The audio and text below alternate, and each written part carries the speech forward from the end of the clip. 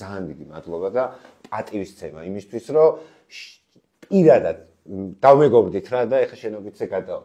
პირადად შენ გინდოდა რომ მე არ ვყოფილიყავი უშუქობაში და მე არ ვყოფილიყავი შიმშილში და ჩემი თაობა უბანში არ მდგარიყო ვინტების ხერით და ეგ არ ენახა მაგის ძალიან დიდი მადლობები მაგის რომ მაგისთვის იბრძოლეთ დაიტანჯეთ და დღემდე გაშავებენ. ყველად მაგრამ მაგისთვის ცხოვრება ღირს. ქართული სოციალური და ქართული ეროვნული. მოგესალმებით კიდევ ერთხელ ფინეთიდან.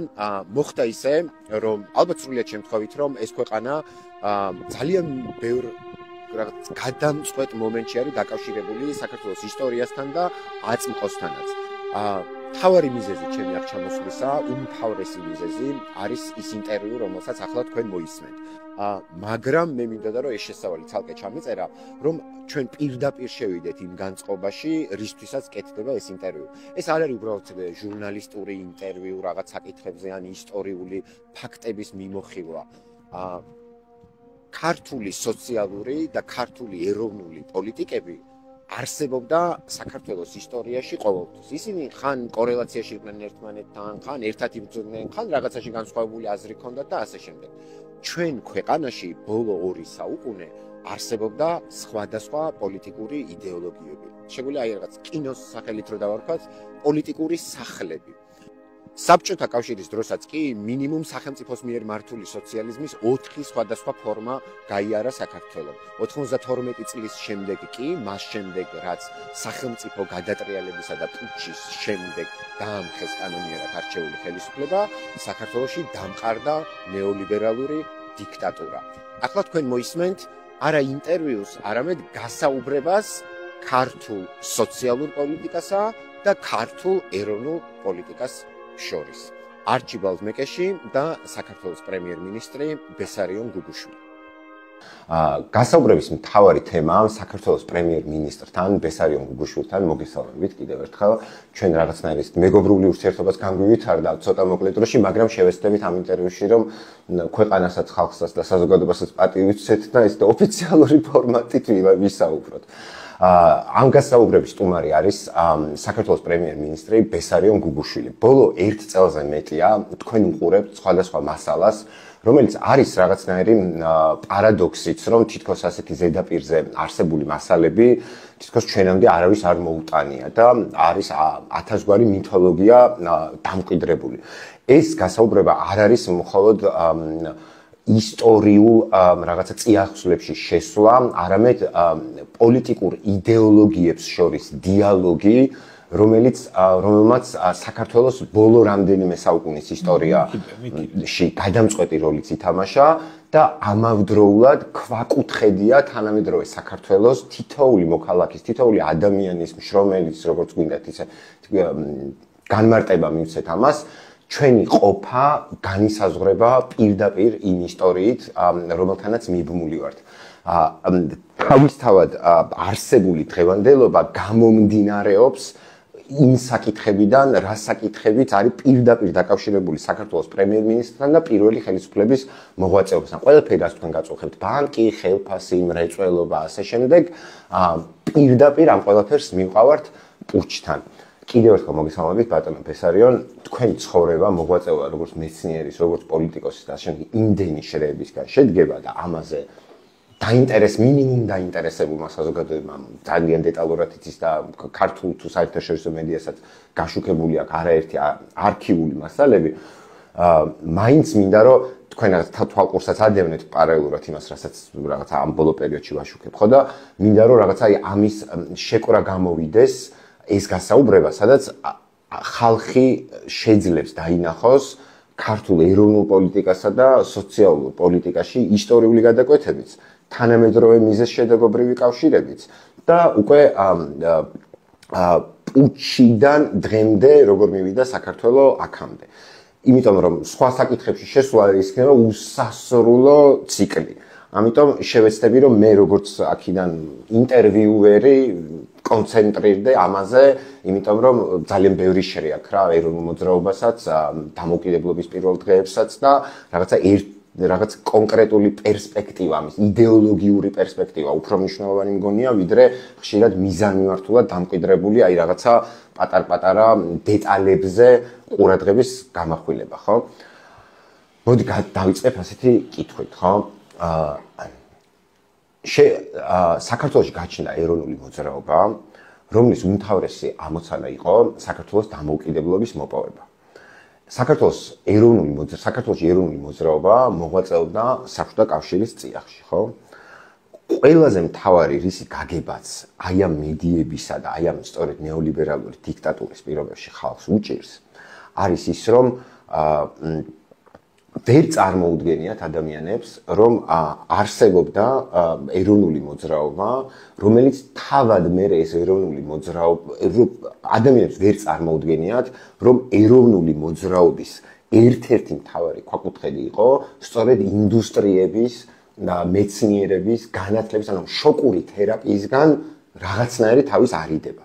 არსებობს ზვიად გამსახურდიას ხელისუფლების პირადად ბესარიონ გუგუშვილის მიერ დაწერილი ხედვა ეკონომიკური განვითარებისა საქართველოს საარჩევნო პროგრამა, რომელიც აი თქვენ უკვე გაიგეთ ძალიან ბევრი მასალებიდან და კიდევ ბევრი ადამიანს უნდა გავაგებინოთ ეს, რომ პრინციპში ამ ტექსტში თქვენ ნახავთ ძალიან ბევრ პირდაპირ დაინახავთ იმ შედეგებს და მიზეზებს, რის გამოც აღმოჩნდა საქართველო ამ დღეში, ანუ არსებობდა განვითარების ერთი გზა და ამის მაგივრად შემოგთავაზეს სხვა გზა. ასე რომ კიდევ ერთხელ მოგესალმებით და აი თუ შეიძლება რომ რაღაცნაირად აი ამოგლეჯილად, აი პირდაპირ დავიწყოთ იმ მომენტიდან, როდის, როგორ და რანაირად დაიწყეთ პოლიტ-ეკონომიური ხედვის განვითარება უკვე პოსტ-საბჭოთა საქართველოსთვის. ანუ ეს ხო ამ ხედვის ჩამოყალიბება ხო საბჭოთა კავშირის წიაღში დაიწყო და უკვე აქედან ხედავდით პოსტსაბჭოთა საქართველოს, ხო? ყველაფერი დაიწყო იმით, რომ გავხდი ზვიადის რჩევით წმინდა ილია მართლის საზოგადოების წევრი და გამგეობის წევრი. ამავე პერიოდში მე მალე ვიყავი საქართველოს კინოკორპორაციის პრეზიდენტი, რომელიც მევე შევქმენი აი კინოსისტემიდან, რომელიც მაშინ არსებობდა, ქართული ფილმი, კინოგაქირავება და ასე შემდეგ. ამასობაში საქართველოში უკვე ვითარდებოდა მოვლენები და ჯერჯერობით ვიყავი პოლიტიკის გარეთ. რაღაც მომენტში მივხვდი დაახლოებით ვთქვათ ასე უკვე ზვიადი რო პრეზიდენტად იქნა არჩეული, რომელიც რაც სინამდვილეში ძალიან დიდი ზვრა იყო სახელმწიფოს სისტემაში და ეს უნდა ახსნათ მოკლედ აუცილებლად. რამაც გამოიწვია პუჩი, ერთ-ერთი მიზეზი იყო პუჩის. საქართველოს პრეზიდენტის თანამდებობის შემოღებამდე სახელმწიფოს მეთაურად ითვლებოდა მინისტრთა კაბინეტის თავმჯდომარე, ანუ იმ დროს სიგუა. ზვიადი გამსახურდია იყო პარლამენტის თავმჯდომარე, ანუ სახელმწიფოს მეთაური იყო სიგუა. როდესაც შემოიღეს პრეზიდენტის თანამდებობა, სახელმწიფოს მეთაური გახდა პრეზიდენტი. და სიგუა უკვე აღარ იყო სახელმწიფოს მეთაური. ამან რა თქმა უნდა აი იმ წრეში ადმინისტრაციულ ბიუროკრატიულ წრეში ძალიან დიდი უკმაყოფილება გამოიწვია და დაიწყეს ლაპარაკი იმაზე, რომ ზვიადმა ხელში ჩაიგდო ძალაუფლება, სახელმწიფო ძალაუფლება, იმიტომ რომ ამამდე პარლამენტის თავმჯდომარე იყო და ზვიადს ევადლებოდა როგორც პარლამენტის თავმჯდომარეს, მიეღო კანონები. ხელი არ მიუწვდებოდა სახელმწიფოს ეკონომიკაზე და სხვა სფეროებზე, იმიტომ ეს უნდა წარემართა იგივე კონსტიტუციით მინისტრთა საბჭოს თავმჯდომარეს. მაშინ სიგუა იყო.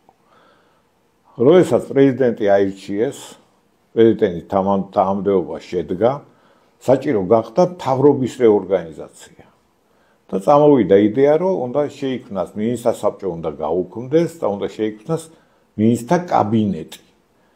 მინისტრთა კაბინეტს სათავეში ეყოლება პრემიერ-მინისტრი, მაგრამ პრემიერ-მინისტრი არის სახელმწიფოს მეთაური. იგივე მინისტრთა კაბინეტის მეთაურად ფორმალურად ითვლება პრეზიდენტი. პრემიერ-მინისტრი არის მხოლოდ მინისტრებს შორის პირველი, რომელიც ხელმძღვანელობს მინისტრთა კაბინეტის მუშაობას. ეს მოქალაქეებს, რა თქმა უნდა, ვერ შეიგნეს და გაუშვეს ხელიდან. მაგრამ აი იმ უკვე ჩამოყალიბებულ რაღაც სტრუქტურას, რომელიც მე გაპუჩისდა, შინაგანად რო გაპუჩისდა, იმათვის ეს ძალიან ძლიერი დარტყმა იყო. და სწორედ ამას მოყვა სიგოას გაქცევა ტყეში, კიტოვანის გაქცევა ტყეში და დაიწყო პუჩისთვის მზადება. იგივე არასასიამოვნო აღმოჩნდა ძალიან დასავლეთის კრემლის და დასავლეთის ერთობლივი მიზნებისთვის. იმიტომ რომ ეხა გონიათ რომ რაღაც განსხვავებული იყო, მაგრამ მაშინ იმ დროს დასავლეთი მთლიანად ხარს უჭერდა კრემლს. და არაერთი განცხადება იყო ყველაზე მაღალი პირების დასავლეთის, რომ ყველაფერს უნდა ხელმძღვანელობდეს კრემლი, გორბაჩოვი და რესპუბლიკები უნდა დაემორჩილონ იმ გეზს, რომელიც გორბაჩოვს მიყავს. ვინც ამას წინააღმდეგებოდა, ის რა თქმა უნდა, როგორც მოხდა, მერე ზვიადი იყო ეს და ის დინების საწინააღმდეგოდ მიცურავს. აი ამ ეს ყველაფერი რო ტალღა მოდის, ამ დროისთვის მე უკვე დავაკვირდი და ჩემი აზრით, რა თქმა უნდა, ვიხდი, რომ არსებულ მინისტრთა საბჭოს არ მიყავს სწორი გზით საქმე. ანუ სწორი გზით იმ თვალსაზრისით არ მიყავს საქმე, რომ რგვალი მაგიდა ძალაუფლებაში მოვიდა არჩევნები მოიგო და მე თავისი თავმჯდომარე პრეზიდენტად აირჩიეს, ისე რომ მას ჰქონდა ეკონომიკური პროგრამა. ერთ-ერთ მას მერე პრაქტიკულად ასეთი ვრცელი ეკონომიკური პროგრამა, რომელსაც ერქვა გარდამავალი პერიოდის ეკონომიკური პროგრამა. სოციალიზმიდან უნდა გადავსულიყავით საბაზრო ეკონომიკაზე.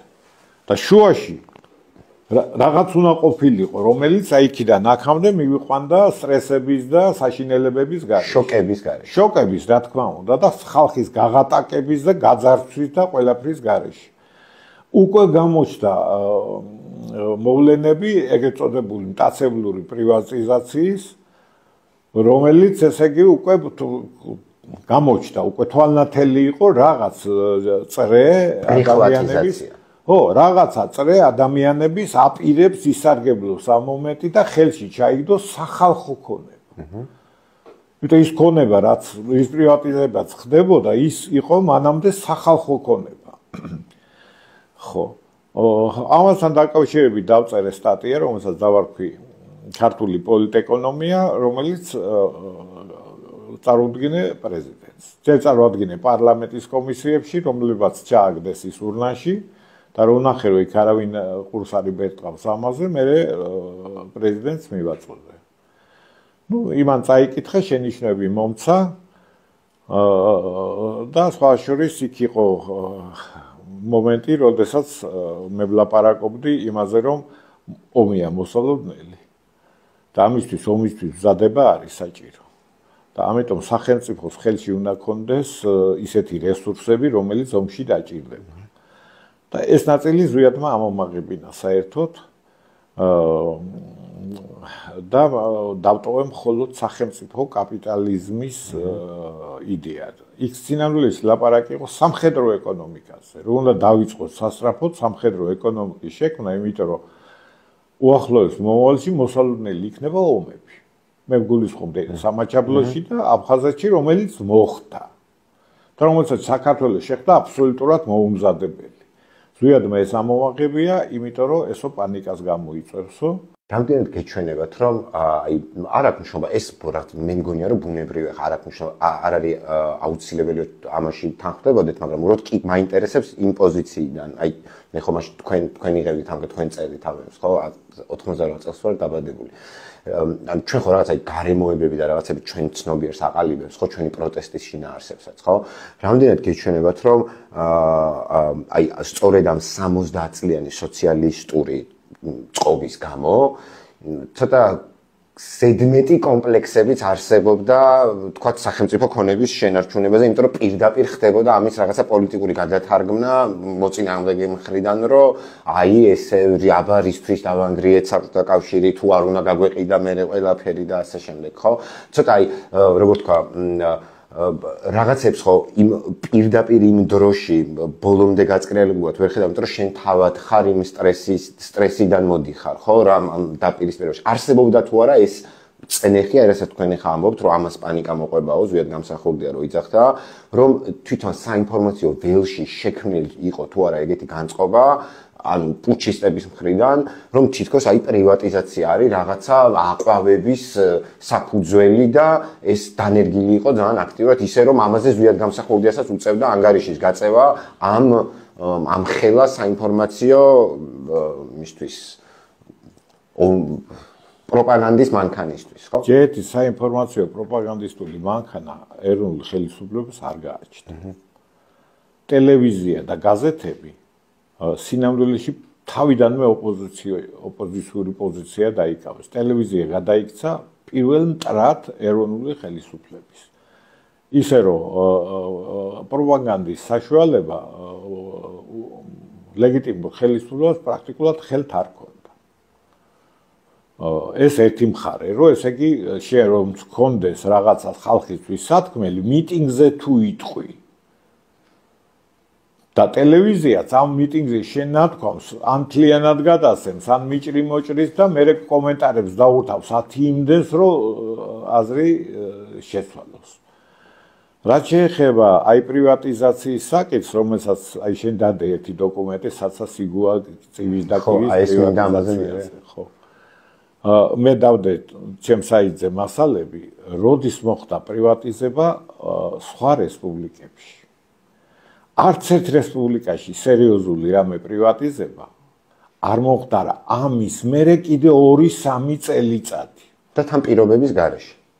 და უკვე ფული იყო იქ თავისი ეროვნული ვალუტა ქონათ ყველაფერი, მხოლოდ მერე ესე იგი დაიწყეს, ესე იგი რა მინდა ვთქვა, რომ სარგებლობდნენ რა ხალხის უცოდინრობით და იმით რომ არ მოდიოდა სწორი ინფორმაცია, ქმნიდნენ შტაბ-ბიჭდილებას, რომ აი უკვე ბალტიაში ყველაფერი პრივატიზებულია, იქ ესე იგი გაგანია კაპიტალიზმია და ჩვენთან კიდე სოციალიზმი ბობოქროს მით უმეტეს ეს გუგუშვილი ვიღაცა მოვიდა, რომ აი ზვიადი მიგვათრეს წარსულში ისე უნდა დააბრუნოს, ესე იგი ლოკალური კომუნიზმი, ის კი არა საბჭოთა კომუნიზმი დაიშლება და საქართველოში იქნება ლოკალური კომუნიზმი.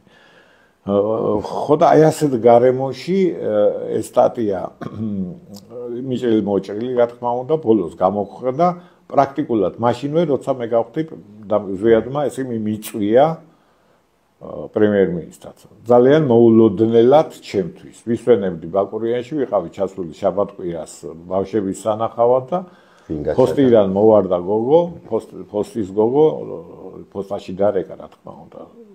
არ იცოდა ტელეფონი გვაქონდა, მაგრამ და გამომიძახე ჩამოდი ყაზბეგში. ნუ ეს ცალკე საეპოპეა, მაგრამ ფაქტი ერთია, აი რა კითხვას რო უპასუხოთ. იქ ქმნიდნენ ხელოვნურად შტაბ-ბიჭდილებას ხალხში, რომ რაღაცა არსებით ესე პრივატიზების მოხდენა, ესე იგი ხვალვე ამათ აცხოვრებს. მერსედესები დაიყრება. დაიყრება, კი, ყველაფერი ასეთი და ეს ზვიადი გამსახურდია კი, ესე იგი ამას რაღაცა ძალიან კარგ საქმეს არ აკეთებს და საწყალ ხალხს აფერხებს. მე იქ იყო ესეთი გარემოება, რომ იმისთვის რომ მოსკოვი დათმობებზე ეძულებინათ, რკინიგზა იყო რამდენიმე დღით გადაკეტილი და ამ რკინიგზის გადაკეტაზე ატეხეს, რომ აი დარჩა საქართველოს მშიერი, რა თქმა უნდა 3 დღე და 4 დღე და გინდა ერთი კვირით რკინიგზის ჩაკეტვა. თან ამ ჩაკეტვასაც თავისი სხვა ისეთი ფაქტორი ჰქონდა, რომ იქ სამხედრო გადაზიდვები ხდებოდა ამ რკინიგზაზე, მათ შორის ატომური იარაღის. იმიტომ რომ მაშინ საბჭოთა კავშირის რაკეტები მატარებელში ჰქონდა. იყო სპეციალური მატარებელი, გარედან გავდა საბარგო მატარებელს და სიამბლეში ვაგონებში იდო ბალისტიკური რაკეტები. და ეს ისე მოძრაობდნენ აქეთ-იქით, რომ საშიშროებას ქმნიდეს. ხო და ამით ეს შეფერხდა მე ჯარებისთვის გადმოტანა გაძლიერება ხდებოდა საქართველოში ჯარის. ხა დღეს გონია ხალხო დამოკიდებულება რომ გამოცხადდა საქართველო გახდა უცხოეთი. მან შეერთდა საბჭოთა კავშირის უცხოეთი. ამ დროს ყველა პორტს, აეროპორტს და ყველა საკონტროლებს ისევ კრემლი. საქართველოს არ თავისი საბაჟო, არ თავისი სასაზღვრო დაცვა და საზღვარგარეთ დგანან რუსები. ხო, ის კი არა ბრიუსელში რომ მომიწია წასვლა, ვიზა ავიღე მოსკოვში. ხო, კაი ხანი ეგრე. იმიტომ რომ ჩვენ პასპორტი არ ქონდა და არც ცნობდნენ საქართველოს დასავლეთით დამოუკიდებელ ქვეყნად არ ცნობდა. ისე რომ აი ზღაპრების და მოგონილი ჭორების ვითარებაში აცხოვრებდნენ ხალხს. აცნყოსა და წარსულის მისტიფიკაცია. მისტიფიკაცია ხდებოდა თან გაყალბება ცუდი მხრივ. ცუდი მხრივ ხდებოდა გაყალბება. ამ დროს რუალ მაგიდას ჰქონდა კარგად ჩამოყალიბებული გათვლილი ეკონომიკური პროგრამა. აი ეს გარდამავალი პერიოდის ეკონომიკური პროგრამა, რომ ესე იგი როგორ შეიძლება მოხდეს გადასვლა კაპიტალიზმიდან სოციალიზმიდან კაპიტალიზმზე ისე რომ არ გამოიწვიოს მასობრივი გაღატაკება. აი ჩემს სტატიაში სწორედ ესაა მითითებული, რომ ესე მოსალოდნელია, რომ ამ სახალხო დოულათს ქარხნებს, ფაბრიკებს ვიღაც უბრალოდ ნომენკლატურა ჩაიგდებს ხელთ. და ესე იგი ხალხი დარჩება მშიერი, უმუშევარი და ხელთ არაფერი არ ექნება. შეიძლება რომ მაყურებლისთვის უცბად გლობალური კონტექსტი მივცე, ანუ პარალელურად რა ხდება ამ დროს მსოფლიოში, ხო? მეგობრებო, ანუ 80-იან წლებში, მაშინ როცა ანუ აი საბჭოთა კავშირში პერესტროიკა, დანგრევის პირას მიდის ნელ-ნელა საბჭოთა კავშირი, ანუ სოციალისტური სახელმწიფო მიდის დაშლისკენ, ამ დროს დასავლეთში მეორე მსოფლიო ომის შემდეგ დამყარებული კეთილდღეობის სახელმწიფოს პრინციპი, ანუ რაც ბესარიონ გუგუშვილის ტექსტში არის, სახელმწიფო კაპიტალიზმი, სოციალური პასუხისმგებლობები, ასე შემდეგ, ასეთი ეკონომიკური სისტემა შეიქმნა დასავლეთის ქვეყნებში მეორე მსოფლიო ომის შემდეგ. კეთილდღეობის სახელმწიფო ქვია მას, როცა ხშირად გიყვებით ხოლმე ამაზე. უკვე 70-იანი წლების ბოლოდან დასავლეთში იწყებს აღზევებას ნეოლიბერალიზმი, ანუ დერეგულაცია, ბალტიის ქვეყნებს, ფინეთი, შვეიცარია, ნორვეგია, ჰოლანდია, ამ ქვეყნების ეკონომიკებს უწოდებდნენ თითქმის დღემდე ევროკომუნიზმს. ევროკომუნიზმს ოფიციალურად, პრაქტიკულად ეწოდებოდა ევროკომუნიზმი. ისე რომ მოდელი, რომელიც ჩვენ მოგწონდა, ევროპაში არსებობდა. კი, აი თუ შეიძლება გავაგზავნებ, ანუ ნახეთ მეგობრებო რა ხდება, ანუ დასავლეთში 70-იანი წლებიდან იწყება კეთილდღეობის სახელმწიფოს რღვევა კაპიტალის სასარგებლოდ, არა შრომელთა სასარგებლოდ და ამ დროს ირღვევა სოციალისტური საბჭოთა კავშირი, რომლის ეროვნულ მოძრაობასაც უნდა კეთილდღეობის სახელმწიფოზე გადასვლა, სოციალიზმიდან კეთილდღეობის სახელმწიფოზე გადასვლა, რაც თავისთავად, რა თქმა უნდა, დიდი ინტერესი და კონფლიქტი იყო დასავლეთში ახლად გამეფებულ ნეოლიბერალიზმთან, რომელიც ალბათ საბჭოთა ეროვნული პერსპექტივიდან ცოტა კიდე სხვანაირად ჩანდა, მთელი მისი ბოროტება არ ჩანდა ალბათ ესეთი სიცხადით. ჩანდა კი რომ თქვენ ტექსტში რა პოლიტეკონომიაში, ხო? აი გაქვთ ესეთი ერთი პასაჟი წინადადება რა. ეს არ ჩათვალოთ რომ კრიტიკა, ეს არის უბრალოდ კონტექსტის გაანალიზება, რომ თქვათ, ჩაკეტილი სახელმწიფო და გასაგებია რომ შეიძლება ისეთი ინფორმაცია გარესამყაროზე არ არის, ხო? მაგრამ გაქვთ ერთი ესეთი პასაჟი, რომ აი მაგალითად დასავლური ნეოკოლონიალიზმიო რაც კოლონიალური პერიოდი მთავრდება, მე რომ ეხმარებაო ამ ქვეყნებსო განვითარებაშიო.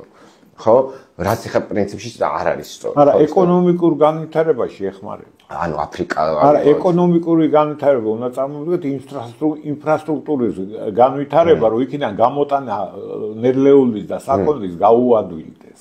ეხლა ამბობენ ბრიტანეთმა, კი ბრიტანეთმა დაიპყრო ინდოეთი, მაგრამ მედიცინა შეიქმნა. მაგრამ შექმნა რკინიგზები. რკინიგზები იმისთვის შექმნა, რომ დოლარის გამოტანა და მისი ექსპლუატაცია იოლი გამხდარიყო. მან გულისხმობ, რომ შექმნა ეკონომიკური სტრუქტურები, რომელსაც საკმარისია პატრონი გამოუცვალო და ხალხს მოემსახურება. ზუსტად რა თქმა უნდა. პატრონის საკითხია იქ. აი რკინიგზას ვინაა რკინიგზის პატრონი? თუ სახალხო სახელმწიფო გახდა იმ რკინიგზის პატრონი. კი. ესე იგი ტრანსკავკასიის რკინიგზის პატრონი თუ გახდა პირობით სახელმწიფო ხალხის კეთილდღეობისთვის იმუშავებს და ერთ საიდუმლოა რომელიც პრაქტიკულად არსად არ შემოხვედრია. აი ამ მტაცებულო პრივატიზაციას, ანუ ნომენკლატურის მიერ პრივატიზებას სახელმწიფო ქონებს.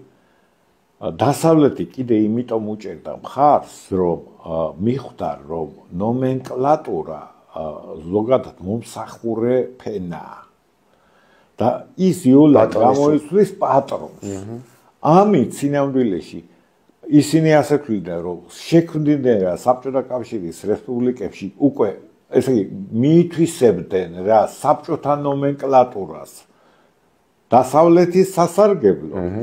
ესე ხელში ჩაიგდებდნენ ყველაფერს ნომენკლატურის მეშვეობით. ანუ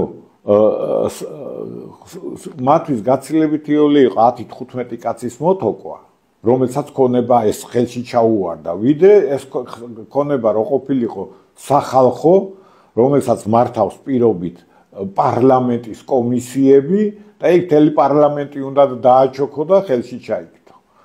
ამიტომ სინამდვილეში ამ მტაცებლური პრიხვატიზაცია დასავლეთის ინტერესებში იყო. თავად დასავლეთშიც იგივე ხდებოდა იმპერიაში. ხო, იგივე ხდებოდა. ეხლა ფინეთში რო ჩამოვედით, საბანკო ანგარიში თვითონ გაგვიხსნეს ერქვა პოსტი ბანკი. სახელმწიფო. რომელიც იყო სახელმწიფო კერძოდ გაფორმებულია როგორც სააქციო საზოგადოება, მაგრამ აქციების 99% და 99% ეკუთვნის სახელმწიფოს. აქ ქონდა ანგარიში. მე ეს პრივატიზება რო დაიწყო აქაც. ეს მიყიდეს იმას, მიყიდეს ამას, მიყიდეს თან უცხოელებს, ნორვეგიელებს, ვიღაცას ეხლა რა ქვია დამავიწყდა. როგორ წარმოგედგინათ აი ინდუსტრიების ინფრასტრუქტურის გარდაქმნა უკვე გამოყენება, როგორც თქვით რა, რომ აი ინდოეთში იქნება თუ სხვაგან, ხო? ანუ რკინიგზას თუ მფლობელს შეუცვლი და მოაქცევს სახალხო ინტერესში, ხო? ანუ თქვენ რეალურად ხდებოდათ ხშირად გაუმართავი რაღაცაში ჩამორჩენილი, რაღაცაში წინ, რაღაცა, მაგრამ დიდი საბჭოთა ინფრასტრუქტურა, ხო? და უბრალოდ ამ ტექსტში მე რასაც ვკითხულობ, თქვენ ტექსტში მე ასე ვკითხულობ რა, რომ თქვენი ამოცანა იყო უკვე ამის ეროვნულ ინტერესში მოქცევა. როგორ ხედავდით ამას თქვენი ესეთი ეროვნული სახელმწიფოს ხო, ინტერესში მოქცევა. ესე იგი არა ტრანსნაციონალური სახელმწიფოს, არამედ ეროვნული სახელმწიფოს ინტერესებში მოქცევა. და ეს რაღაცასაც დავამატებ თუ შეიძლება უკაცრავად. და აი რადგან საუბრობდით ეხლა რომ აი თქვათ იქ ნეოლიბერალიზმი განვითარდა, ხო? აი პრინციპში ბატონი ბესარიონის ტექსტი რაც არის, სუფთა გამოსავალზე სახელმწიფო კაპიტალიზმის შესახებ, ხო? აი ამ სწორედ აი ამ ნეოლიბერალური 10 წლეულების შემდეგ, აი რასაც ბესარიონ გუგუშვილი წერს აი ამ ტექსტში, რომელსაც პასაჟების თქვენ ეხლა წაგიკითხეთ და ბატონი პრემიერიც მოგიყვებათ ამაზე. დღეს არის თავად უკვე მსოფლიო ბანკები და ისინიც კი მივიდნენ ისეთ კრიზისამდე მივიდა ნეოლიბერალიზმი, რომ მათივე ცნობილი ეკონომისტებიც უკვე ამას ქადაგებენ, რომ სხვა გზა არ არის. სახელმწიფო კაპიტალიზმის მისკენ გადართვა ნეოლიბერალიზმიდან. თქვენ კი ამას საქართველოს დამოუკიდებლობის დასაწყისშივე ამბობთ. სახელმწიფო კაპიტალიზმის, ანუ ეთათიზმი ქვია ფრანგული ტერმინი. ეთათიზმის მაგალითები ბევრი იყო. და დღესაც არის. მაგალითად, ეთათისტური პოლიტიკით ესპანეთმა იხსნა თავის ეკონომიკა მსოფლიო კრიზისის დროს. ეთათიზმის პოლიტიკით თურქეთი გახდა ის, რაც დღეს არის. მძლავრი ინდუსტრიული ქვეყანა, რომელსაც ნატოში ამერიკის მერე ყველაზე ძლიერი არმია ყავს, არა ნუკლეარული. არა აქ ბირთვული იარაღი საფრანგეთისთვის და ინგლისის მაგვარად, მაგრამ არმია გაცილებით უფრო ძლიერი ყავს ვიდრე ნებისმიერ ევროპულ სახელმწიფოს. კორეის სამხრეთ კორეაზე ლაპარაკი. კორეის განვითარების საფუძველიც იყო სპეციფიური სახელმწიფო კაპიტალიზმი. ისე სახელმწიფო კაპიტალიზმის ცალკეული ელემენტების რაღაც კომპლექსების გამოყენება მთლიანობაში კი არა, ელემენტების ამ იდეოლოგიაში არის ისინი ჭრილები. Რაღაც ჭრილების გამოყენების ძალიან კარგი შედეგის მომცემი მაგალითები გვაქვს სოფლიოში. იყო იმ დროსაც, როცა ეროვნული ხელისუფლება არსებობდა და დღემდე არსებობს. ხა ჩინეთს არ მოვიყან მაგალითად, თუმცა ჩინეთში იგივეა, მაგრამ ეკონომიკური შედეგები ნათელია. დემოკრატიაზე ლაპარაკი იქით გადავდოთ.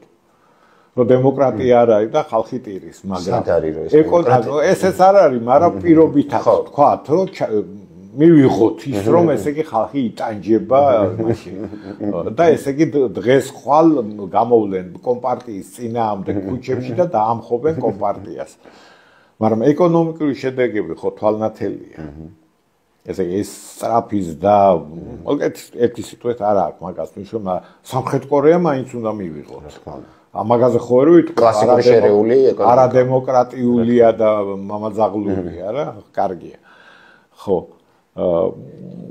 ისე რომ აი საქართველოს მაშინ შეეძლო ეკონომიკის არსებითი ნაწილის გადარჩენა მუშა მდგომარეობაში. პირველი. მეორე შესაძლებელი იყო კოოპერირების ჩამოყალიბება უკვე ისევ რუსეთის უკვე დამოუკიდებელი რუსეთთან კიდევ უფრო პერსპექტიული იყო ასეთი რა ქვია ეკონომიკური თანამშრომლობა თქვა შუა აზიის რესპუბლიკებთან ყაზახეთთან რომელსაც უზარმაზარი რესურსები ჰქონდა აზერბაიჯანთან და ისე გააკეთეს რომ ეს არა მარტო პრივატიზაცია მოახდინეს ეს პოსტსაბჭოთა სახელმწიფოები გაათითოვეს გადაკიდეს ერთმანეთს. ერთმანეთს გადაკიდეს და მათ შორის კავშირების აწყობის საშუალებასაც კი არ აძლევდნენ. დამოუკიდებლად რო აეწყოთ კავშირები. ესე იგი, ისა რა ქვია, ხორცი უნდა ჩამოგეტანა ავსტრალიიდან კენგურუს ხორცი. ცნობილი ის იყო მაშინ ხალხი იცინოდა მაგაზე. სიგუამ რომ კენგურუს ხორცი ვითო მოქონდა და გემიროს რაღაც მერე დაიკარგა. ამის აგერაგა ყავს გვერდზე მეზობლები, რომელსაც თავსაყრელი აქვს ხორბალიც, ხორცის და ყველაფერი შენ მარგანეცი მიაწოდე, პირობით ვამბობ და მიიღებ სამართლოს. ისე რომ სინამდვილეში გარედან ძალიან ძლიერი ხელით საქმე მიემართებოდა იქითკენ როგორც წავიდა. და აქ პატარა ჩართვას გავაკეთებ მაყურებლისთვის თუ შეიძლება. აი ჩემ თაობას მოგმართავთ განსაკუთრებით, აი 20 მილენიალები რო გქვია რა. პატარებს კიდე არ გახსოვთ. აი მთელი ჩვენი ბავშვობაში რაც გავიარეთ, უხელფასობა, უშუქობა, გახსოვთ აი ქუჩები გადაკეტილი და საბურავები და ასე შემდეგ და რაღაცა, ხო? არ არის საჭირო ამისთვის ეკონომიკური განათლება და რაღაც. და აი ეს ეკონომიკური განათლებაც რო წავართვეს პოლიტეკონომიკური განათლებაც რა, იქვე დაგვაჯერეს მე რომ ეს იყო რაღაცა ჩვენ ვართ უმარგისი, რაღაც კრიმინალი ხალხი, რომელიც გადავეკიდეთ ერთმანეთს, რაღაცა ესა და აი ეს კაცი, ეს ადამიანი, ვისაც ისმენთ თქვენ და ზუსტად გამსახურდა ეს ხელისუფლება საკუთარი სხეულებით, საკუთარი სიცოცხლით ეფარებოდნენ იმას, რომ ჩვენ მაგაში არ გავზრდილიყავით. და ეს რაღაცა ის კი არ არის, რომ რაღაცები თავისით მოხდა და ასე შემდეგ. არა, ეს იყო დაგეგმილი, კანონზომიერი, ეკონომიკური, სოციალური შოკები. აი, შოკური თერაპია ძალიან ბევრს რო გიყვებით ხო და იქ ნაომი კლაინის წიგნი და ასე შემდეგ. ზუსტად ამ ტექსტში არის ნახსენები, რომ საქართველოს არ უნდა გაიაროს თქვენ გაქვთ ესე ნათარგმნი ეს ტერმინი შოკოთერაპიები. ნახსოვს იქ ეს. ნუ ეს ახალი ტერმინია. ხო, და გასაგებია რომ ისე კი რა თქმა უნდა. ქვეების გაჩენილი. ხო, აი წარმოგიდგენიათ რომ ხა დღეს ჩვენ საუბრობთ უზარმაზარი სოციოლოგები, ეკონომისტები, ისინი ესენი რომ აი ეს მოხდა, განხორციელდა და უკვე წინასწარ არის ჩადებული ზუსტად გამსახურდიას ხელისუფლებაში და პირადად ბესარიონ გუგუშვილის ტექსტში, სადაც ისინი ზუსტად ხედავენ რა ფაზებია დაგეგმილი საქართველოს, იმიტომ რომ ეს მეგობრებო, ეკონომიკა არის ზუსტი მეცნიერება რა თითქმის რა, ცოტა წაკლია რომ ზუსტი პოლიტეკონომია მით უმეტეს. ხო, პოლიტეკონომია მით უმეტეს. ადგები ობიექტური მეცნიერება ასე კი. ზუსტი არ არის, მაგრამ ობიექტო, ხო ზუსტი თითქმის თქო, მაგიტომ თქვი არა ზუსტი თემპლატ არ არის.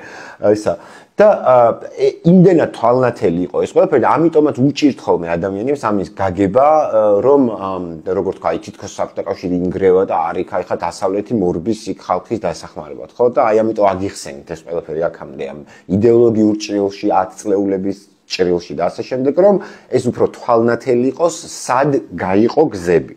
სხვათა შორის არ მომიწოდებია უკვე გროზნიში ზვიადის თხოვნით დავწერე სტატია კიდევ ერთი, რომელიც გამოქვეყნდა ინგლისურად სოვიეტ ანალისტი გამოდიოდა ეგეთი ჟურნალი. რომელშიც დაიბეჭდა ის უკვე ინგლისურად.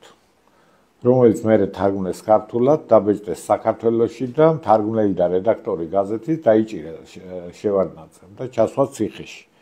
იქ მე უკვე დეტალიზებული მაქვს მთელი ის მახინაციები, რომელიც ხდებოდა უკვე პუტჩის მერე. იქ ნაწილობრივ პუტჩამდე არის რა მოხდა. ესე იგი, აღწერილი მაქვს ობიექტურ მასალას დაყრდნობით. პერესტროიკის ბოლო მომენტში საბჭოთა კავშირი დაიშლებოდა. როგორ გაიტანა ნომენკლატურა მილიარდები საზღვარგარეთ. მილიარდები. რომ მერე პრივატიზებისას ეს უკან დაებრუნებინა როგორც უცხოური კაპიტალი.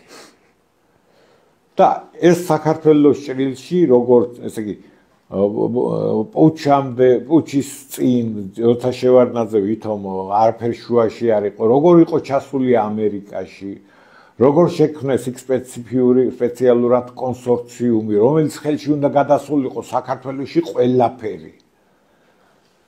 და როგორ გენშერი და ისინი როგორ პირდებოდნენ დახმარებას მომავალ არჩევნებში შევარდნაძეს, როცა შევარდნაძის საქართველოში ჩამოსვლა იდეაშიც არ ჩანდა.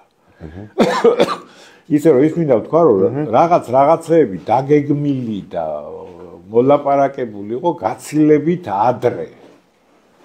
მაგრამ ეს მასისთვის უცნობი იყო, ჩვენ ეჭვი გვქონდა, მაგრამ დოკუმენტი ხელთ არ ჰქონდა არაფერი და მე დოკუმენტებიც გამოჩნდა. ისე რომ მოკლედ რო ვთქვა, ამის აქ დასკვნის გაკეთება შეიძლება ჩვენ ვცდილობდით ხალხი გადაგვერჩინა ამ სიღატაკისგან, იმ ძარცვისგან, რომელიც 90 წლებში მოხდა. მართალია ეს სტრუქტურული, ორგანიზებული, იდეოლოგიური ძარცვა და არა ქაოტური. არა, ეს იყო ძარცვა, რომელსაც ამართლებდნენ რაღაც იდეოლოგიებით.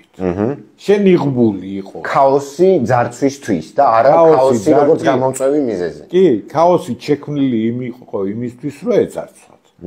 მხედრიონი შევარდნაძის მხარემ შექმნა იმისთვის, რომ დაემარცხებინა ეროვნული ხელისუფლება და მერე თვითონვე მოსპო, როცა აღარ დაჭირდა.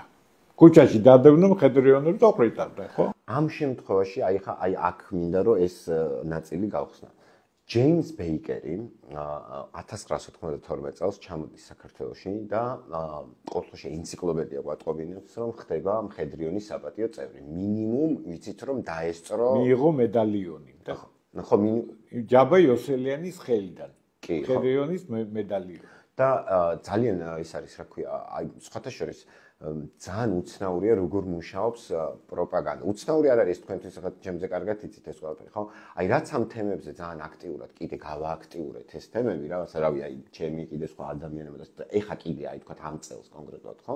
აი უცბად საიდანაც ჩნდება ეს რაღაც ჩამოგლეჯილი ჩანაწერები, უცბად მორიგი მითოლოგიის აშენება რა, რომ ზვიად გამსახურდია მიწერა წერილი ჯეიმს ბეიკერს და ეს წერილი როგორ ვერ ჩაღწია ადრესატამდე და მე ხო იცით ეს ქართული მითოლოგია ეს მამა მარჩენალი უცხოელი პატრონის რომელიც მას რო იცოდეს რა ხდებოდა აი ნიკოლოზმა რო იცოდეს ხალხი და მეფემ რო იცოდეს ხო ეს არ მოხდებოდა და ამ დროს ბეიკერი ჩამოდის მხედრიონის საპატიო წევრის და როგორ წარმოგიდგა აი რა მასშტაბის ამაში მე სიკეთესაც ხედავ რაღაც ჩვენ ნაივური ხალხი ვართ ცოტა მოიცა გეტყვი მაგაზე რა მიხდით ის თქმა მინდა მთელი პუჩის განმავლობაში რომ უნდა რომ დაიჯეროს რომ წერილმა ვერ ჩააღწია და ეგ იყო მიზეზი მთელი პუჩის განმავლობაში კიტოვანის რაზმში ჩანერგილი იყო ცერუს მაღალი რანგის ოფიცერი რომელიც მერე გავიცანი გროზნიში ესე პირადად მონაწილეობდა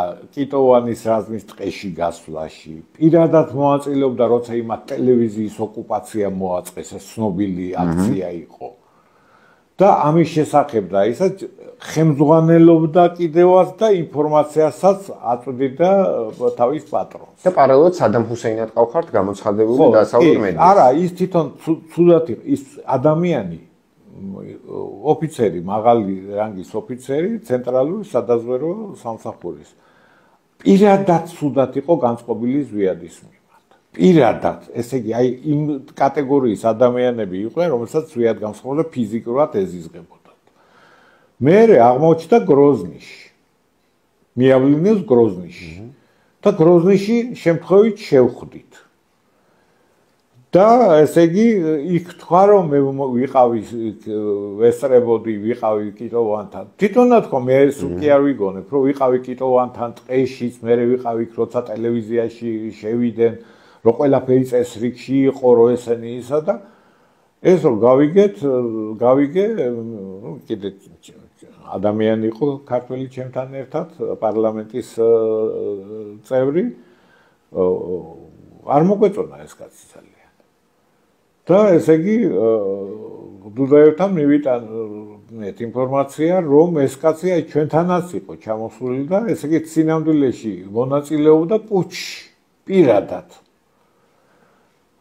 ეს უკმაყოფილება დუდაევმა დიდი გავლენა ქონდა მიაწვდინა იქ და ერთი კვირის მერე მიზახის დუდაევის მდივანი რომ გთხოვსო დუდაევი მოსვლას მივედი მე და ისევ ის ქართველი პარლამენტის წევრი მივედით და დახვდა ვიღაც ბიჭუშკა ტურკლიან ჯემპერში და ესე იგი იქ დუდაევის თანაშემწემ გაგვაცნო რომ ესო ცენტრალური სადაზვერვო რა ქვია სამართლოსო ამერიკისო განყოფილების გამგეა რომელიც არის უფროსი იმ ტიპის რომელთან ჩვენ ეს მოგვივიდა სიტყვიერი ესეთი უხეში კი არა მაგრამ ესეთი პრინციპული ლაპარაკი გამოგვივიდა ხო დავჯექით იქ ვიციო რაღაც პრეტენზიები გაქვთ ამ ბატონის ვაჟბატონის მიმართო და არა და ის ვაჟბატონი უფროსია ასაკით ვიდრე ეს იმას აცვია ყოფილი ის ქვეითი საზღვაო ქვეითი არის ოფიცერი მესამე თაობაში. გაწყებილი, კარგად ჩაცმული და ეს ჯემპრში და დახეული ჯემპრში და დახეული ჯინსები თან ახალგაზრდა იმაზე. ხო და ესა რა ქვია, ჩვენ უთხარით რომ ეს გავარკვიეთ რომ ეს კაცი თურმე ჩვენთანაც იყო იქაც და აბსოლუტურად არასწორ, არაობიექტურ ინფორმაციას გაწოდა. თქვენ ხო გჭირდებათ კი როგორც გინდა გააწყვეტო მაგრამ ობიექტური ინფორმაცია მაინც ხო უნდა მიიღოთ ხო და დაუსტვინა და ის ტიპი კარების გაღმაილი ახლა რაკეტილი რო ქონდეს კარების გაღმაილი ამან ჩაიდო პირში ორი თითი დაუსტვინა და ის შემოვიდა და ესე ხელით მოდიოქაო მოусმინე ამასო გთხოვთო კიდე ერთხელ თქვითო კიდე ერთხელ გავიმეორო და არაობიექტურია შინაგანად განწყობილია ეროვნული მოძრაობების წინააღმდეგ, როგორც საქართველოში, ასევე ჩეჩნეთში, იმიტომ ჯოხარ დუდაევსაც დიქტატორობას აბრალებდა. იმის მერე არც ერთი არ გვინახე, არც მეორე. ისე რომ იმაზე რო არის ლაპარაკი, იმათ რა იცოდნენ, როგორ იცოდნენ, იმათ ყავდა და დღესაც ყავთ ისეთი ინფორმატორები რომლებიც იქ აწოდებენ ისეთ ინფორმაციას, რომელიც იმათ ესიამოვნებათ. არაობიექტურს. პრაქტიკულად აი საოცარია, რომ 1000-ობით ისინი ყავთ აგენტურა, ხო, ეს NGO-ები და რაღაც ჯანდაბები, ხო, რომლებიც იმათ აწვდიან საზოგადოებრივ ცნობიერების და მდგომარეობის შესახებ დღევანდელურად არასწორ სურათს. ეს საჯარო რაც არის, იმიტომ რომ მაგით უნდა დაამტკიცონ, რომ თითქოს არა, სხვათა შორის, აი ის ცენტრალური დაზვერვის თანამშრომელი ხო, ეგეთი არ იყო. ის იყო ოფიცერი, რომელიც თავისი ინტერესით, სინდისით მოქმედებდა, მაგრამ განწყობა რო აქვს საწინააღმდეგო. უკვე ვერ მიაწოდებს ობიექტურს.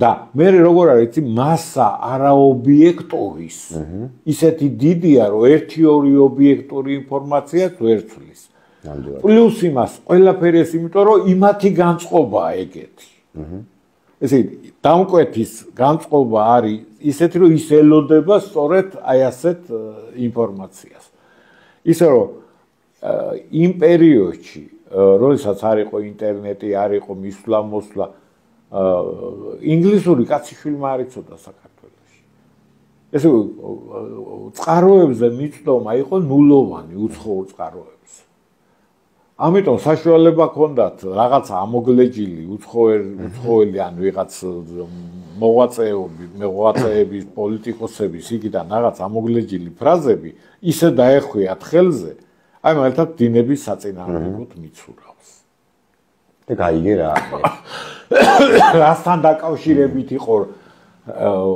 რასთან დაკავშირებით ითქვა ეს რა კონტექსტში ითქვა აი როგორც სხვა შორის ზუსტად იგივე იყო რუსული კანონი დაარქვეს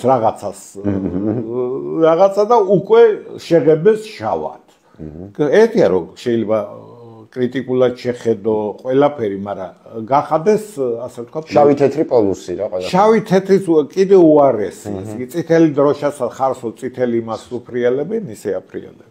ეს არის როგორც ახალი კი არ არის, ეს ალბათ 3000-4000 წელიწადი ერთი და იგივე მეთოდოლოგიით ცდილობს ზედაფენები, ქვედაფენების მით მანიპულირებას. არაფერი ახალი არ არის, მაგრამ მოწინააღმდეგე ეროვნული ხელისუფლების, როგორც კრემლის სახით, ისევე კოლექტიური დასავლეთის სახით იყო ძალიან ძლიერი.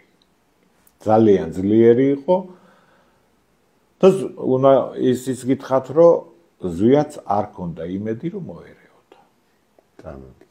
ზვიადის თავარი მიზანი იყო შეექმნა პრეცედენტი მაგალითი ქართველი ხალხისთვის როგორ უნდა ბრძოლა და რისთვის უნდა ბრძოლა. ქრისტიანი კაცისთვის შედეგზე უფრო მნიშვნელოვანია მაგალითი შექმნა. იესო ქრისტე რომ მოევლინა ამ ქვეყანას კომუნიზმი არ მოუტანია. ყველა არ გაუძღია, მონები არ გაუთავისუფლებია და ასე შემდეგ. შექმნა მაგალითი თავგანწირვის. თუმცა იერარქიზაცია მოსპო ადამიანსა და ღმერთს შორის, წარმართობასა და ქრისტიანობას შორის. დავალება რაც ქონდა ნაკისრი, დავალება თვითონ ღმერთი იყო. ანუ ქრისტიანობით ხო პირველად იერარქია გაქრა ღმერთსა და ადამიანს შორის, ხო? ეს დემოკრატიული ეს თავისთავად, მაგრამ პრაქტიკულად რაც იყო, ეხლა ჩვენ ფილოსოფიაში შეიძლება სამბერნერი ინტერპრეტაცია 2000 წელიწადი ეს ფილოსოფიურად განიხილება, მაგრამ პრაქტიკულად მარტივად თქვა, მაგალითი და მისა ადამიანს როგორ უნდა თავგანწირვით ბრძოლა ზნეობრივისთვის, სულიერებისთვის, ხო?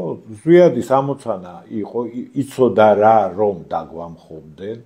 ჩვენ ამაზე 1-2 მაინც სპეციალურად ქონდა ლაპარაკი. ელოდებოდა დამხობას. ერთი იყო, რომ ჩეხოსლოვაკიის მაგალითი სამებრ.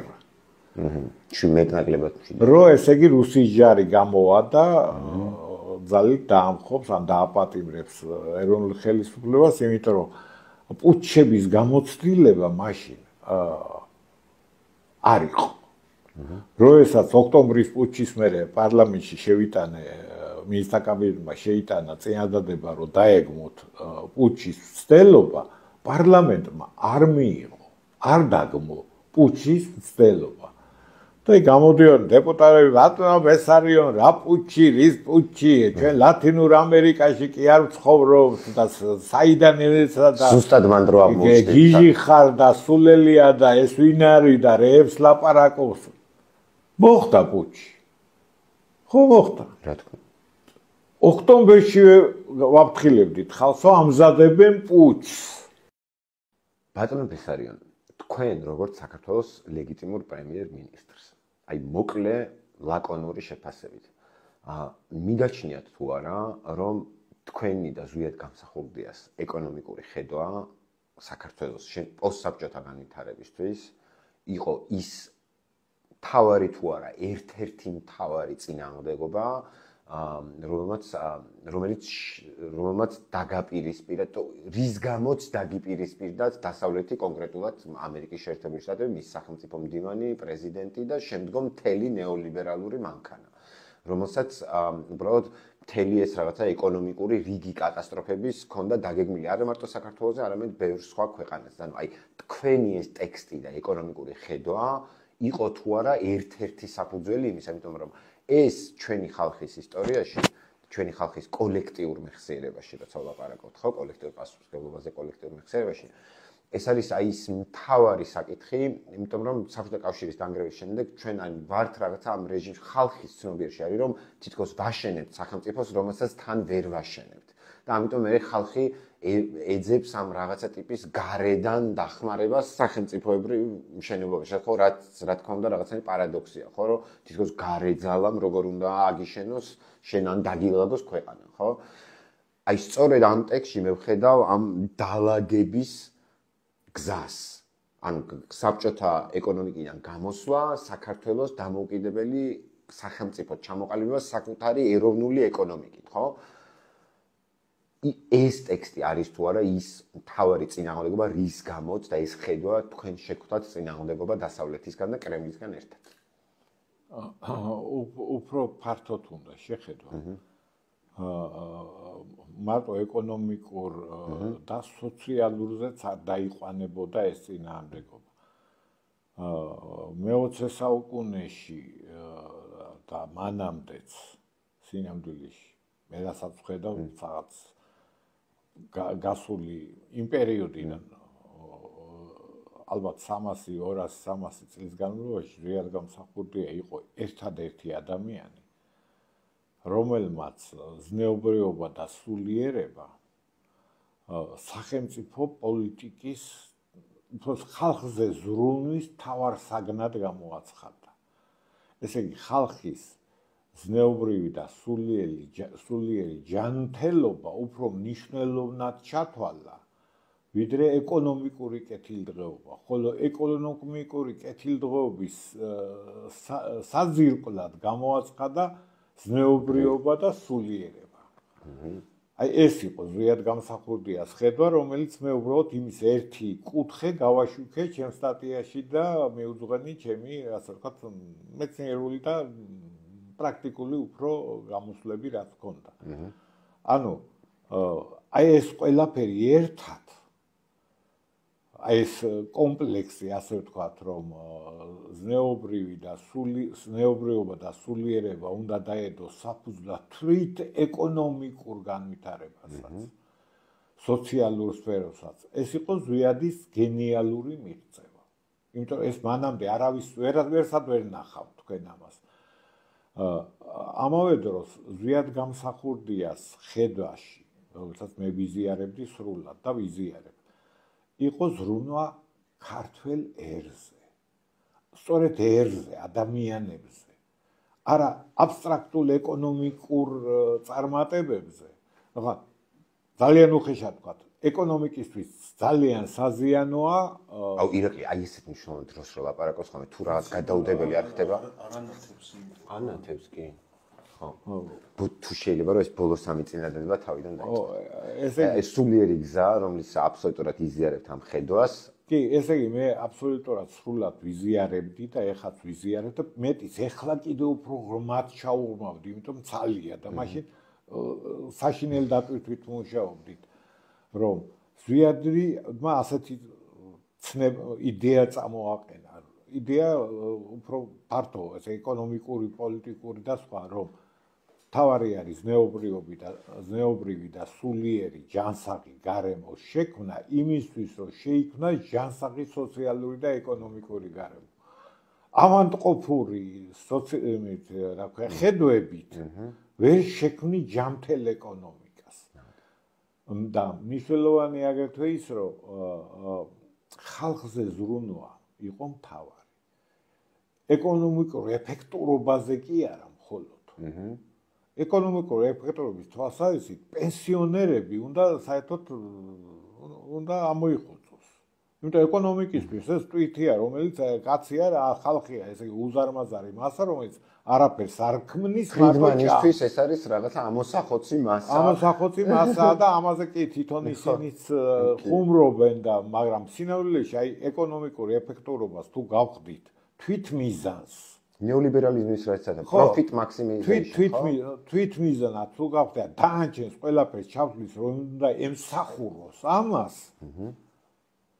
აი ამის წინააღმდეგ გამოვიდა ზვიად გამსახურდია. რა თქმა უნდა, აი ეს კომპლექსი რომ მოისმინეს იმათ და ისინი ვიკითხულობდნენ ზვიადი რას ლაპარაკობს.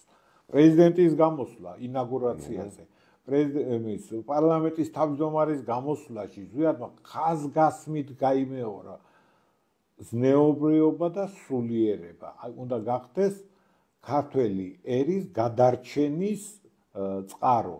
და ამ ჭრილში უნდა განვიხილოთ ეკონომიკა, სოციალური სფერო და ყველაფერი. ეს უნდა იყოს აი ამ ჭრილში განხილული. ესე იგი, როგორც თქვენ აღნიშნეთ და აი ზვიად გამსახურდიას ხედვა, რომ ანუ მახინჯის ნეობით ან ამორალური საზოგადოებით ვერ შეიქმნება ჩანსაღი ეკონომიკა, ანუ თქვათ ჯერ ცნობიერება, რომელსაც სულიერებად შეგვიძლია დავარქვათ და მერე ეკონომიკა, ანუ აქედან გამოვა ჯანსაღი საზოგადოება, ჯანსაღი ეკონომიკა, უფრო სამართლიანი ეკონომიკა და თქვათ სოციალური გაგება რაც არის, რომ ჯერ ყოფიერება გავმართოთ, რომ მერე გამოვიდეს პარალელურადაც გამოვიდეს თქვათ ეს ჯანსაღი საზოგადოება, ხო? და აი ამ კონტექსტში მიმაჩნია ძალიან მნიშვნელოვნად აი ეს გასაუბრება, რასაც ახლა ჩვენ ვაწარმოებთ. ისტორიულ კონტექსტში ხა თქვენ არ ახართ უბრალოდ ერთ ეპოქასთან მიბმული ადამიანი, აზროვნებთ და მოღვაწეობთ საუკუნეებში თქვენი ოჯახიდან გამომდინარეც და ისედაც, ხო? ანუ რაღაც აზრის წარმომადგენელი ხართ, ხო?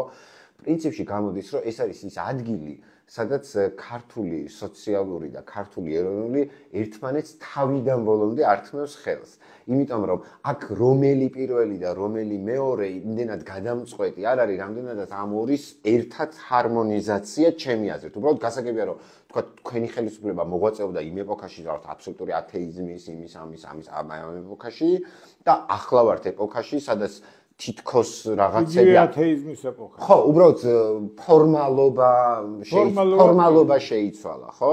მაგრამ ფორმალობამ დაგვანახა, რომ იგივე ეს ნეოლიბერალური სისტემა მიზანმიმართულად რყმნის საზოგადოებას იმისთვის, რომ აწარმოოს და შეინარჩუნოს სასტიკი ეკონომიკური უთანასწორობა, ხო?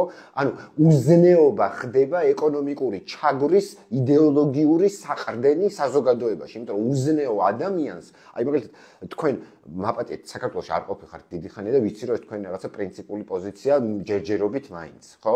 იცით რა სიტუაცია, აი რა მოიტანა ამ ნეოლიბერალიზმმა, მე არ ვიცი აქ როგორ, მე პირდაპირ მოგიყვებით თქვენ როგორც საქართველოს პრემიერ-მინისტრს, აი მას შემდეგ რაც თქვენ როგორ თქვა ძალადობრივად დაგამხეს იმის გამო რომ ჩემი თაობა ამაში არ გაზრდილიყო, დღეს უკვე მორალია ეგეთი, რომ აი როგორ იცი რომ აი მაგალითად თქვენ გიყურებთ ხო ადამიანი, ხო?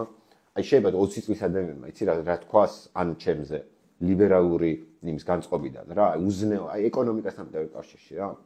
აი მაგალითად რომ აი ხა ჩვენ ვართ აქ რაღაცა ერთ ქართველი მეწარმის ოფისში მოვედით, ხო, უბრალოდ გადასაღებად და იმის, ხო? რომ მაგალითად რო გააგებინო რომ საქართველოს პრემიერ-მინისტრს ეხა ფინეთში არ აქვს რაღაცა 5 სართულიანი სახლი და მაგარი მანქანები და ასე შემდეგ, ხო? ვერ ყოფილა კაცო მაგარი კაცი და ასე შემდეგ. აბა ფული თუ არის შოვე ისე რა 20 წლის ბავშვები გელაპარაკებიან ამას ხდება. შესაბამისად, რასაც სწორედ ზვიად მე ხა ამას ძალიან ისეთი სახალხო ენით ვხსნი, ხო? ანუ რასაც ზვიად გამსახურდი ამბობს, ხო, რომ უზნეო საზოგადოება ვერ შექმნის ჯანსაღ ეკონომიკას, ხო? ან თქვენი გაშუქება რაც იყო, ხო? თან მithumetes ამის, ხო? მივიღეთ ეს.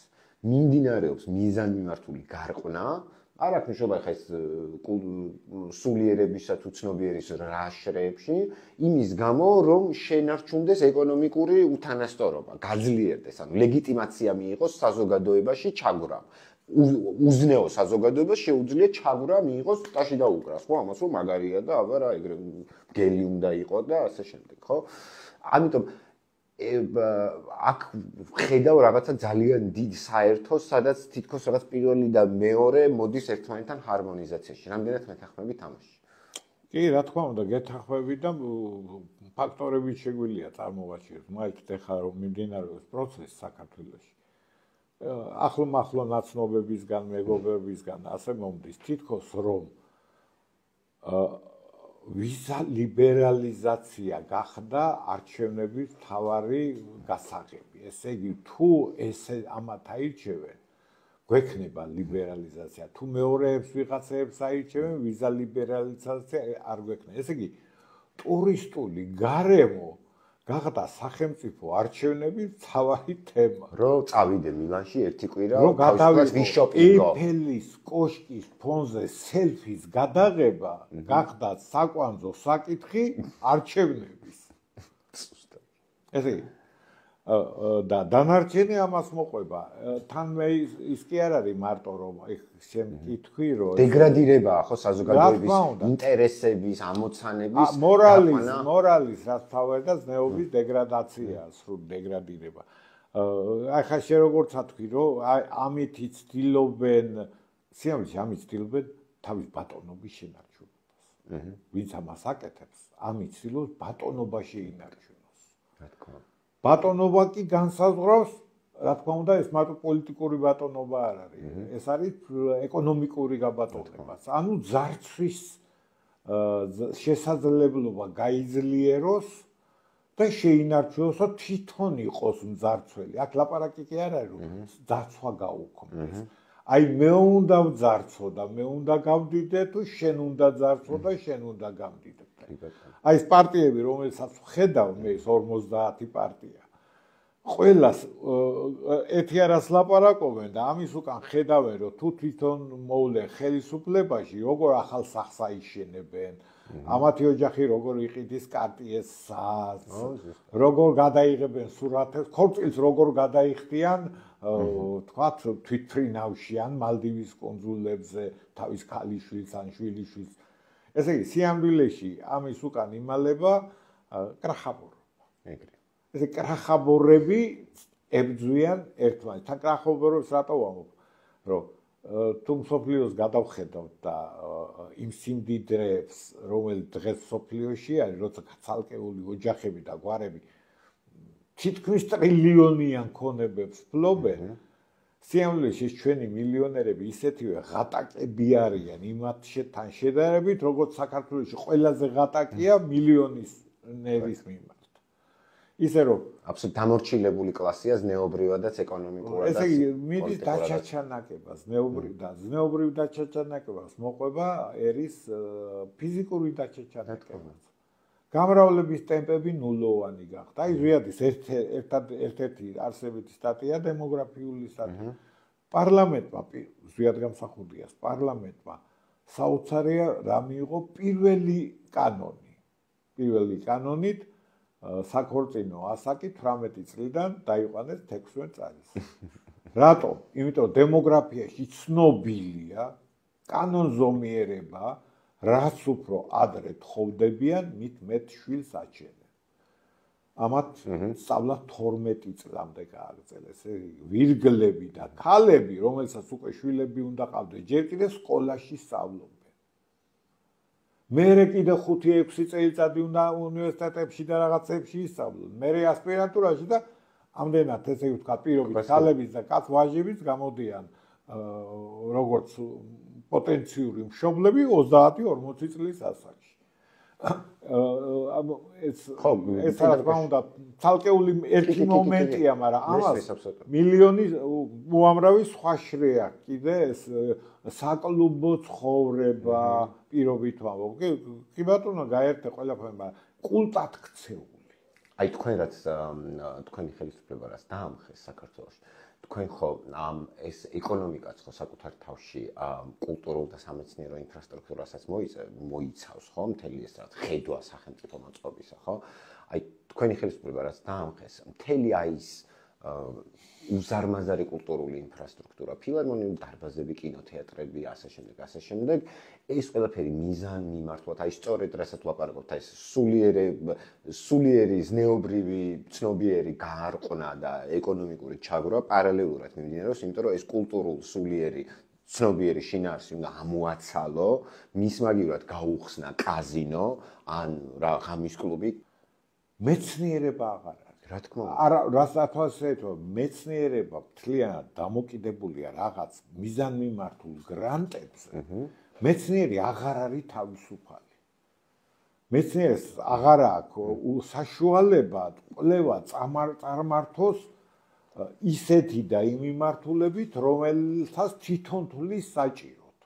რაღაც უკვე გამოცხადებული, ანუ და თავის იდეა წარადგინოს გრანტზე და იქ რამე ეროვნული თუ ურევია და ის რაც აი ამ იმით არ მიდის, დინებას რაც არ მიყვება, არავითარ შემთხვევაში გრანტს არ მისცემს. რა თქმა უნდა. სიამოვნებაში მეცნიერება გაცილებით მეტი საშუალება იყო სოციალიზმის დროს მეცნიერებისთვის კრიტიკის, არსებული სისტემის კრიტიკის.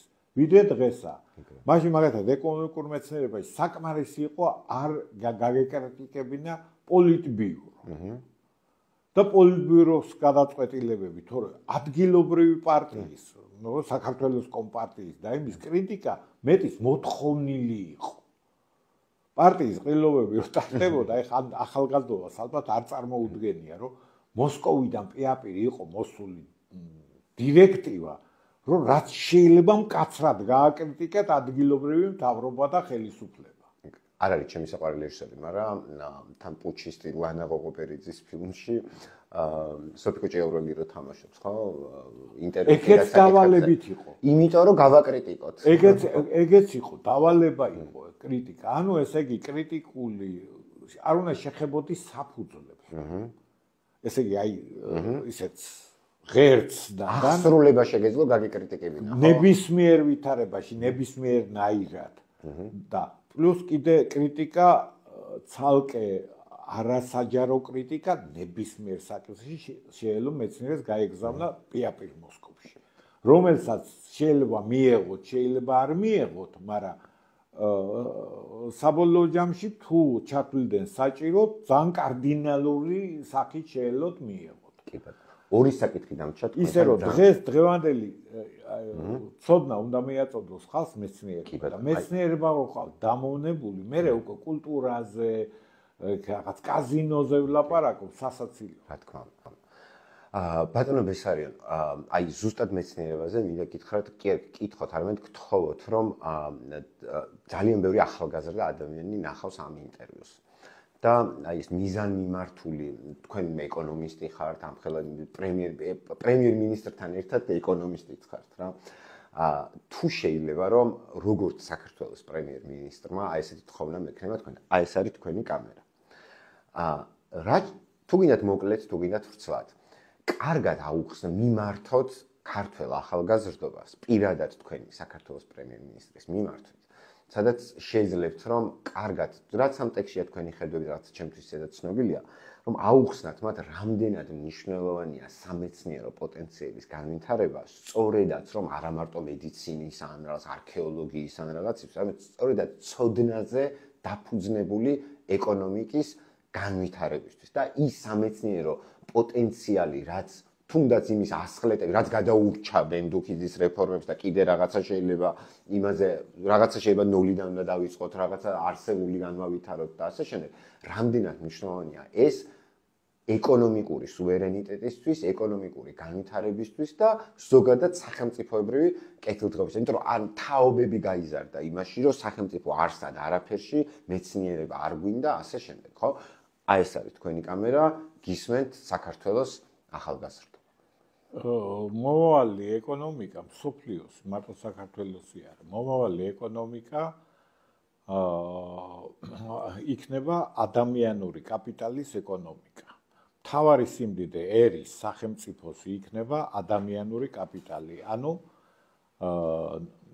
ნასწავლი გაწორთნილი გამოცდილი ადამიანი თან ეს ნიშნავს სწავლების სისტემას არაწორთნის რომ ადამიანები ახალგაზრდა მაიმუნივით გაწორთნა რაღაც დოქტრინებზე ანუ ფართო განათლებით ფილოსოფიური განათლებით აღიზარდოს ახალგაზრდობა რომ მას ჰქონდეს თვითონ ხედვის უნარი და შეეძლოს გაანალიზოს თვითონ ისე რომ კრიტიკულად შეხედოს ყველაფერს არ იყოს ესე იგი ჩაკეტილი ჭურში არიჯდეს. ამოვიდე საჭირო ამოსვლა ჭურიდან და ზეიდან დახედვა მსოფლიოსთვის. და ახალგაზრდობას კიდე მინდა ურჩიო, რომ მომავალი არის მრავალპროფესიულ ადამიანებს ეკუთვნით.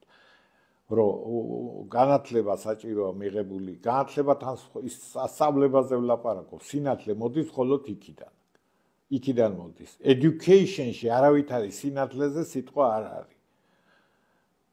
რუსულში აბრაზავანი არ გულისხმობს ამას სინათლეს. განათლება ეს მოიგონეს იმისთვის, რომ შეცვალონ სინამდვილეში განათლებას ის ცნება, რომ განათლება ზეიდან მოდის და ეს არის სწორედ ის ზნეობრიობა და სულიერება, ლაპარაკობს სწავლაზე.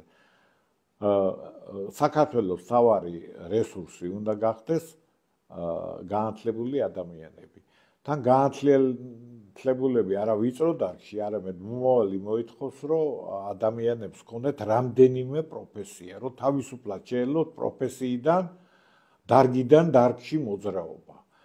პლუს ამას, ესე იგი, ძალიან მნიშვნელოვანია 21 საუკუნეში ის დარგები, რომლებიც დარგთა შორისო თვალსაზრისით არსებობს. მაგალითად, პირობითად ვთქვათ, ეკონომიკური გეოგრაფია პირობითად ვთქვათ. აღმოსავლეთობა დაკავშირებული აღმოსავლეთის ეკონომიკასთან და ასე შემდეგ და ასე შემდეგ. ისე რომ აი მთავარი რესურსი რაც გვაქვს, ეს არის არა წყალი, ზოგი მესმის ხოლმე, აი წყლით ვიცხოვრებთ. მთავარი რესურსი წყალი კი არ არის, მთავარი რესურსი არის ჩვენი ტვინი. და ტვინი უნდა გამოვიყენოთ, ჩვენი ჭკუა უნდა გამოვიყენოთ იმისთვის, რომ საქართველოს დადგეს ფეხზე. ტვინი პოლიტიკური სოფხედელობის თვალსაზრისითაც, პროფესიული თვალსაზრისითაც. ისე რომ რა არის საჭირო ამისთვის? რა ტიპის სახელმწიფო სამეცნიერო განვითარება, რომ იცოდნენ ახალგაზრდებმა რისთვის უნდა იბრძოლონ, აი არ აქვს მნიშვნელობა ვინ არის ხელისუფლებაში და რა ხდება პრაქტიკულად თქვათ საქართველოში, აი რა ჭირდებათ მათ, რა უნდა მოითხოვონ საქართველოს სახელმწიფოსგან, რა უნდა მიცეს მათ საქართველოს სახელმწიფო, რომელიც თქვენ ძალიან კარგად გქონდათ ეს ყველაფერი დაგეგმილი, რა უნდა მიეცა მათთვის საქართველოს სახელმწიფოს და ეს ყველაფერი მათ წაართვეს. პირველ რიგში აუცილებელი არის, რომ სახელმწიფო არსებითილად, ანუ მნიშვნელოვან წილად შექმნას თავისუფალი გამოკვლევების, მეცნიერული თავისუფალი კვლევის გარემო. არა გრანტების თვალსაზრისით, არამედ მეცნიერების თავისუფალი შემოქმედებითი კვლევის, რათა ძალიან კრიტიკული კვლევის თვალსაზრისით. მაგალითად, აი ძალიან ცოტა თითქმის არ შემხვედრია საქართველოში მეცნიერული ნაშრომები დაწერილი იმ ტკევნეულ თემებზე, რომელსაც დღეს განვიხილავთ. არ არის კრიტიკა, მაგალითად, კრიტიკული ნაშრომები, აი არსებული დასავლეთში არსებული სისტემის კრიტიკა ეკონომიკური პირობითად. არ ვიცი, წიგნი არსებობს თუ არა. ამას ასწავლიან თუ არა უმაღლესებში. აი ასეთი კრიტიკული სახით. კი, კარგია დასავლეთი, კარგია ეს ლიბერალური ეკონომიკა, ყველაფერი, მაგრამ აი ამის კრიტიკას თუ ასწავლიან. რომ ეს ისე კი არ იყოს როგორც ღვთის ნება და აი სულ იწმინდასავით, რომ ესე ამაზე უნდა ილოცო, არამედ კრიტიკული შეხედულება ამაზე თუ არის და როგორც ხედავ არ არის. როგორც ხედავ არ არის და საჭირო ახალგაზრდობა მივაჩვიოთ, რომ აი იმასაც კი ამერიკასაც კრიტიკულად უნდა შევხედოთ. ევროპასაც კრიტიკულად უნდა შევხედოთ. აი მაშინ ვიპოვეთ ჩვენ ადგილს აი ამ დღევანდელ გარემოში. კი არ უნდა ვემონოთ ევროკავშირს. უნდა ვისწრაფოდეთ ევროკავშირისკენ, მაგრამ ჩვენი ძნელჩვეულების, ჩვენი ტრადიციების, ჩვენი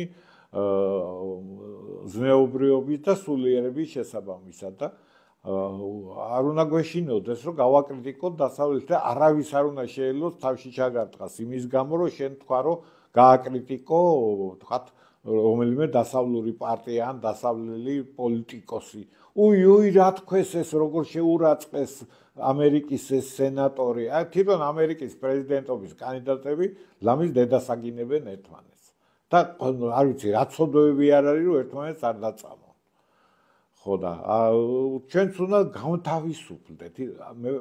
მეორე მხრიდან შევხედავ. უნდა გავთავისუფლდეთ იმ ხუნდებისგან, რომელიც ლიბერალიზმმა დაგვადო.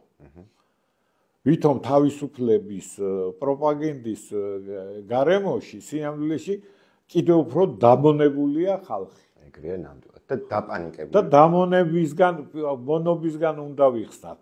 ყველანაირი ლიბერალური და ნებისმიერი სხვა მონობისგან უნდა ვიხსნათ ჩვენი თავი ჩვენ თვითონ.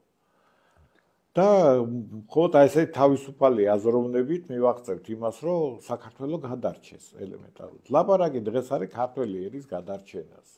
ძველ გამსახურდიას იდეა ის კი არ იყო, აქ ნათქვამი კიდევაც რომ აბრალებდნენ საქართველოს ქართველებისთვის. მე ქართველების უპირატესობისთვის კი არ ვიბძვიო. ვებძვი იმისთვის, რომ ქართველობა გადარჩესო. აი ეს არის იდეა.